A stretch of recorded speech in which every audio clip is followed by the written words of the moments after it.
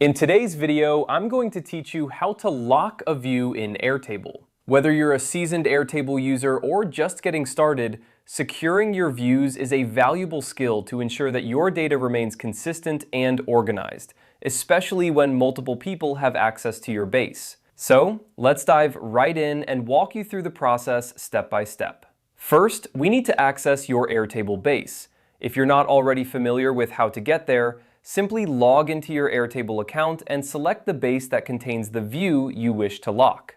Your base acts like a central hub where all your tables and views are stored, so make sure you're in the right place.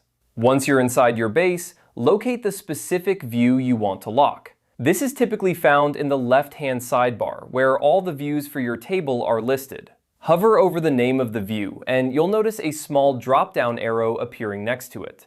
Go ahead and click on this drop-down arrow. After clicking the drop-down arrow, a menu will appear, offering various options related to the view. Here, you'll want to select the option labeled Collaborative View. This is an important step because it sets the stage for us to apply the lock. By choosing Collaborative View, you're basically ensuring that the view is in a state that can be adjusted for collaborative settings, such as locking. Next, in the same drop-down menu, you'll see an option called Locked View. Click on Locked View to set the lock. What this does is prevent any unintended changes to the view's configuration. Locking the view is especially useful in collaborative environments where multiple users may have access to the same data.